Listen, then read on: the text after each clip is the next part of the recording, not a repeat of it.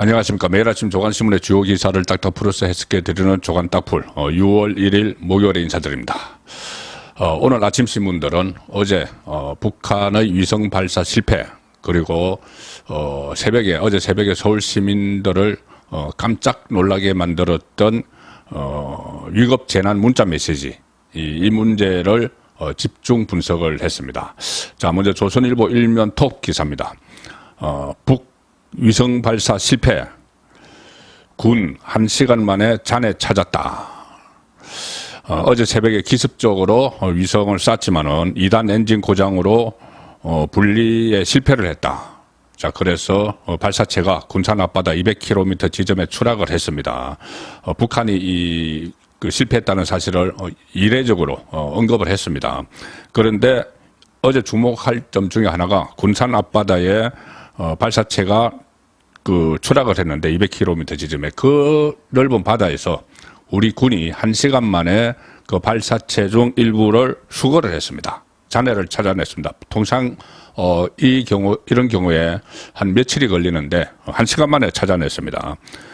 군이 주변 해역에서 발사체 일부로 추정되는 직경 3m 가량의 원통형 물체를 인양을 했습니다.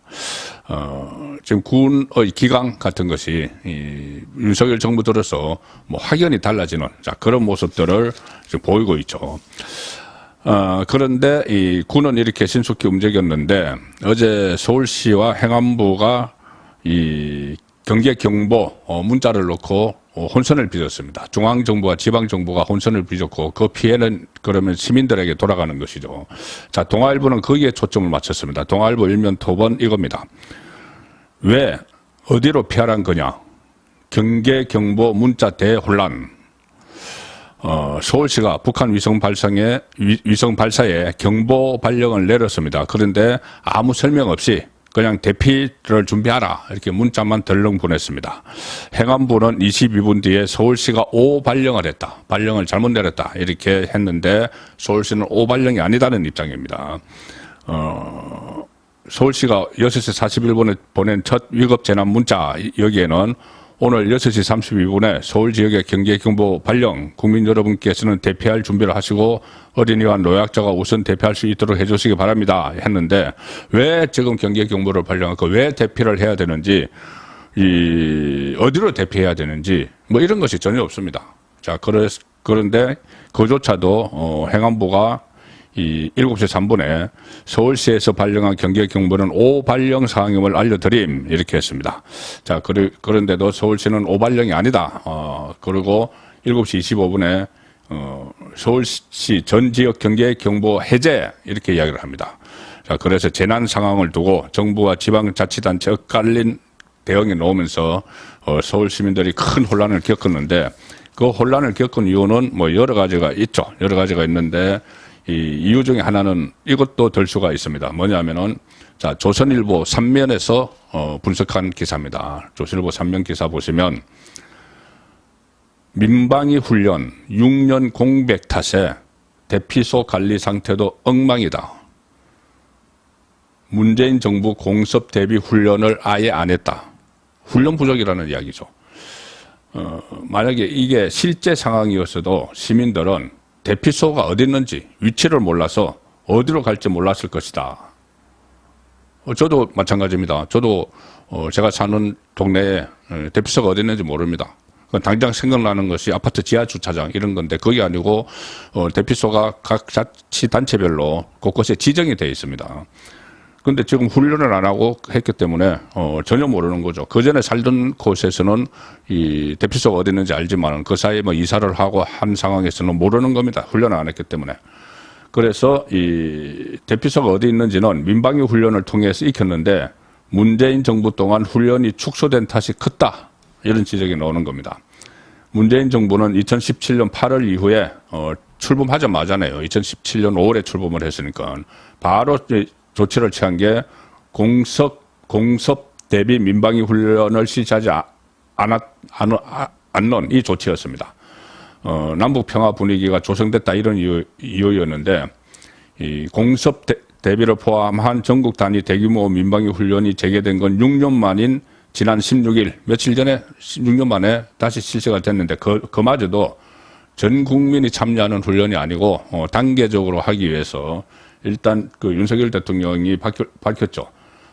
정부는 지난 6년간의 실시하지 않은 것을 감안을 해서 먼저 공공기관부터 훈련을 시작하고 다음 단계로 전 국민이 참여하는 훈련으로 정상화 수준을 밝기로 했다. 자, 이렇게 밝혔습니다. 그래서 전 국민이 참여하는 훈련은 없는 상태에서 이런 일이 벌어진 거죠.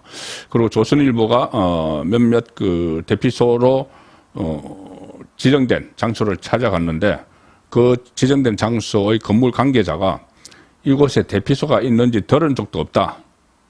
몇 명을 수용할 수 있는지도 모르겠다. 이렇게 이야기를 했다고 합니다. 그래서 전문가들은 국민 생명과 직결되는 만큼 정기적으로 전 국민 대상 민방위 훈련을 해야 한다. 자, 이렇게 강조를 하고 있습니다.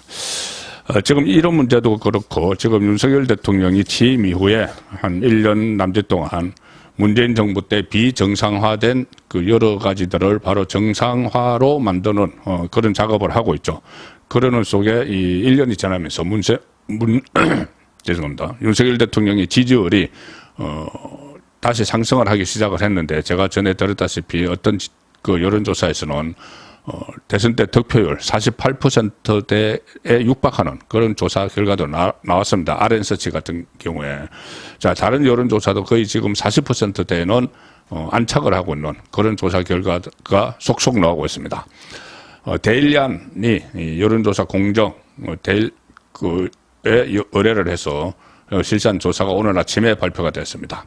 자, 데일리안 보시면은 윤 대통령 지지율 지속 상승의 42.5%, 40%대는 이제 안착을 했다. 데일리안과 여론조사 공정의 조사입니다. 긍정평가 0.8%포인트 올랐고, 특히 국민 10명 중에 4명이 윤석열 대통령의 G7 참석 외교활동을 긍정평가했다.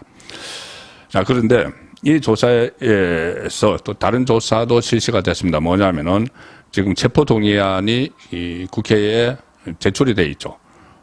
돈봉투, 전당대 돈봉투, 윤관석, 이성만 이 두 사람에 대한 체포동의안을 가결해야 된다는데 공감하느냐 이 물음에 54.1%가 공감한다, 가결돼야 된다. 이렇게 대답을 했습니다. 그리고 또 하나 코인 사퇴 김남국 의원직을 사퇴해야 되느냐 이것을 물었습니다. 여기에 대해서 사퇴해야 된다가 49.8% 절반이 나왔습니다. 사퇴하는데 공감하지 않는다는 39.6%, 다른 조금 무응답 이런 쪽이고, 그래서 사퇴해야 된다는 쪽이 한 10%포인트 정도가 많습니다. 민주당 지지층 중에서는 이 사퇴까지 하지 않아도 된다는 이야기들을 하겠죠. 자, 김남국 어제 17일 만에 국회에 나타났습니다. 나타났는데 갑자기 역공을 취하기 시작했습니다. 지금까지 이 본인의 코인 문제에 대해서 처음에 어줍잖게 해명을 시도하다가 역풍을 계속 맞았죠. 거짓말 막 이 논란이 일어나서 아예 잠적을 해버렸는데 잠적하고 17일 만에 나타나서 역공을 시작을 했습니다. 역공이라는 것이 본인의 이 여러 가지 개인적인 의혹들, 무슨 미공개 정보를 이용해서 이해 충돌이 있었다든가 아니면은 코인을 아예 처음부터 무상으로 받은 것 아니냐 이런 여러 가지 의혹들에 대해서는 완전히 입을 다물고 또 하나의 지류 그 쟁점이 되고 있는 이재명 대선 후보의 대선 비자금을 돈 세탁한 것 아니냐 이 의혹 쪽이 지금 불거지고 있는데 여기에 대해서는 정면으로 반박을 하면서 법적 조치를 취하겠다 이렇게까지 나옵니다. 그런데 구체적인 사안은 왜 지금 언론이나 지금 검찰에서도 수사를 하고 있고 이 가상화폐 거래소 업비터 그리고 금융정보 분석은 FIU가 돈 세탁 의혹이 있다고 하는데 그 근거가 있죠. 근데 그 근거에 대해서는 전혀 어떤 해명도 하지 않은 채 그냥 이것은 터무니없는 얘기다 이렇게 지금 반응을 하기 시작을 했습니다. 그래서 검찰이 이 부분에 대해서 수사가 되면은 진실이 드러날 텐데 일단 그 헤럴드 경제 기사를 보여드리겠습니다. 오늘 아침에 나온 헤럴드 경제 기사 보시면 김남국 잠행 후 역공 법적 조치 이렇게 이야기를 했습니다. 잠행을 하다가 갑자기 역공을 하기 시작했는데 법적 조치를 하겠다. 어제 국회에서 뭐 기자들과 만나서 그 돈 세탁 의혹에 대해서 터무니없는 얘기다. 업비트에 다시 확인해봐라. 이렇게 이야기를 했죠. 업비트가 가상화폐 거래소 업비트가 어제 국민의힘 진상조사단과 만나서 이런 이야기를 했다고 국민의힘 쪽이 밝혔습니다. 뭐라고 했냐면 업비트 어제 대표도 참석을 했는데 업비트 측에서는 김남국 의원이 클레이 스왑을 통한 거래의 일반적 시각, 전문가적인 입장에서 봤을 때 자금 세탁이 매우 의심된다. 비정상적 거래로 보인다고 답변을 했다. 이렇게 국민의힘이 밝혔죠. 자, 그런데 김남국 의원은 어제 터무니없는 얘기다 하고 나서 업비트에 다시 확인해보라. 이렇게 이야기를 했습니다. 업비트에 다시 확인해보라. 그 사이에 업비트와 김남국 의원이 어떤 통화가 있었는지, 경합이 있었는지, 업비트가 이 대표가 했던 말을 약간 정정을 했죠. 정정을 했습니다. 그 정정을 한 내용을 김남국 의원이 어제 입장문에 첨부를 하면서 이렇게 이야기를 했습니다. 입장문에서 국민의힘의 자금 세탁 주장은 명백한 허위 사실이다. 그러면서 업비트 측의 입장을 공식 입장을 공유를 했습니다. 업비트 측에서는 어제 공지를 통해서 대표가 한 말과 조금 다른 뉘앙스로 공지를 했습니다. 뭐라고 했냐면은 업비트는 특정인에 대해 명시적으로 언급한 사실이 없고 일반적인 사례에 대해 설명드렸다. 그러니까 김남국이 돈 세탁했다는 이야기가 아니고 일반적으로 코인을 통해서 돈 세탁이 가능하다는 이야기를 했다. 이 이야기입니다. 그런데 뭐 결국 김남국도 할 수 있다는 이야기죠. 그렇게 되면은. 그리고 김남국은 했다는 정황들이 지금 많이 나오고 있습니다. 그래서 이것은 검찰 수사로 넘어갈 이야기인데 이 입장문에서 또 이렇게 이야기했습니다. 김남국. 민주당을 탈당한 이후 성찰과 자숙의 시간을 보내며 언론 대응을 자제해왔다. 그러나 이번 사안처럼 터무니없는 주장에 대해서는 민형사상 책임을 비롯한 법적인 조치를 취할 예정이다. 글쎄요, 뭐 자숙과 성찰의 시간을 보냈는지 증거 인멸의 시간을 보냈는지 그 시간에 계속 뭐 민주당 그 지도부와 통화를 하면서 대책을 수기를 했다는 이야기도 나오고 있는데 어쨌든 이 민형사상 책임을 비롯한 법적인 조치를 취할 예정이다. 자, 그런데 이 문제는 오히려 법적으로 넘어가고 있습니다. 그 공이 검찰의 손으로 가고 있죠. 아마 17일 동안 여러 방어 태세를 구축을 하고 나타난 것 같은데 업비트 그리고 FIU에서 제기한 그런 의혹들에 대한 해명은 없었습니다. 무조건 아니다 이렇게 이야기를 하고 있는데 업비트는 어제 국민의힘 진상조사단과 만나기 전에 이미 이 김남국 코인 의혹의 출발점이 업비트가 FIU에 이상거래 신고를 한 데서 시작이 됐죠. 정체불명의 30억이 같이 본인이 김남국이 업비트 거래소에서 코인으로 벌어들인 10억 원 외에 정체불명의 30억 원을 합해서 40억 원이 김남국의 개인 지갑으로 옮겨갔다. 그러면 30억 원이 뭐냐? 여기서 이상거래라는 겁니다. 그래서 그것이 돈 세탁 아니냐 해서 FIU에 신고를 했고 FIU에서는 그 30억 원을 포함해서 한 100억 원 가량의 코인 가격으로 한 100억 원대가 쪼개기 자금 인출을 통한 돈 세탁으로 의심된다. 이렇게 해서 검찰로 넘긴 겁니다. 검찰로. FIU에 들어오는 그런 신고들이 연간 수십만 건이 되는데 1,000만 원 이상 거래가 되면은 1,000만 원 이상 지속적인 이상한 거래가 이상하다고 생각되는 거래가 되면은 이것을 FIU가 시스템에 의해서 AI가 먼저 판독을 하고 그 다음에 이 기초조사, 상세조사를 해서 의심되는 것을 검찰로 넘기는데 그 확률이 0.18%입니다. 그 안에 김남국에 들어가 있는 거죠. 자, 그래서 검찰이 수사를 하고 있는 겁니다. 결국 이렇게 되면 공이 검찰의 손으로 넘어가는 상황인데 이 파문이 코인 스캔들이 이재명 대표에게 직접 영향을 미칠지 이야기는 지금부터 시작이 되는 단계로 접어들었습니다. 자, 국민의힘 이야기를 마지막으로 들려드리겠습니다. 태영호 전 최고위원이 뭐 설화 이런 것으로 사퇴한 뒤에 최고위원 보궐선거가 9일에 실시가 되죠. 6월 9일 실시가 되는데 현역 의원이 단 한 명도 지원하지 않았습니다. 최고위원회가 왜 이렇게 인기가 없느냐 여러 말이 있는데 그 중에 하나 최고위원회가 유명무실하기 때문이다. 이런 주장이 나왔습니다. 조선일보 정치면 기사입니다. 이용호 여당 주요 결정은 5인회가 한다. 최고위원은 들러리다. 이렇게 이야기를 했습니다. 그 국민의힘 의원이죠. 이용호 의원이 그제 라디오에 출연을 해서 CBS에 출연해서 당 최고위원회의가 최고 의사결정 기구인데 실제 중요한 의사결정은 다른 데서 하는 것 아니냐 이런 이야기를 하면서 당 내에서도 5인회가 있다 이런 얘기가 나온다고 말을 했습니다. 최고위원 보궐선거에 국회의원 경험이 없는 원외 인사 6명만 그 후보로 등록을 한 이유를 설명을 하면서 그런 이야기를 했는데 최고위원이 혹시 덜러리 아니냐 이렇게 이야기를 했습니다. 정식 지도부인 최고위원회와 별개로 중요한 의사결정을 하는 비선 모임이 있다는 취지인데 5인회가 누구냐 이 질문에는 답하지 않았지만 이용호 의원은 답하지 않았지만 사실 그 여의도 정가에서는 김기현 대표의 뭐 아침 모임 이런 말로 여러 가지 이야기들이 나오고 있습니다.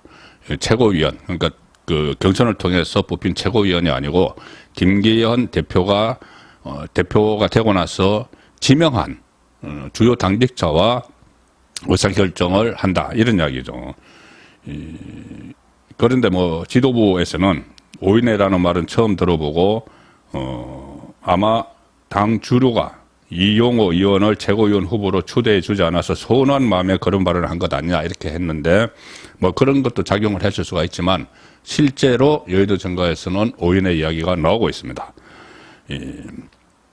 전략회의 김기현 대표와 주요 당직자들이 하는 전략회의 이거를 지칭을 한 것 같은데 매일 오전 8시에 김기현 대표가 정책위 의장 박대출, 사무총장 이철규, 전략기획부총장 박성민, 조직부총장 배현진, 여의도 연구원장 박수영 자 이런 사람들과 거의 주요 현안을 보고받고 전략을 논의한다 이 이야기입니다.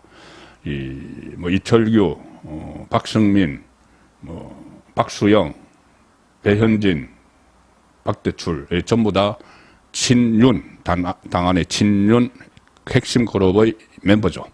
그래서 어차피 이 당은 김기현 대표 체제 그러니까 친정 체제 윤석열 대통령의 친정 체제로 꾸려졌기 때문에 아마 친정 체제 안에서 이너서클 안에서 의사결정이 일어나고 있는 걸로 보이는데 이것은 결국 성과가 이야기를 하겠죠. 앞으로 총선에 대비해서 이 5인회가 어떤 역할을 할지 그 부분은 성과를 얘기하기 때문에 물론 이 최고위원회가 최고 의사결정 기구지만은 그것은 의사결정 기구고 의사결정을 하기 전까지 이렇게 여러 가지 전략을 논의하고 하는 것은 주요 당직자들과도 할 수도 있는 것이죠.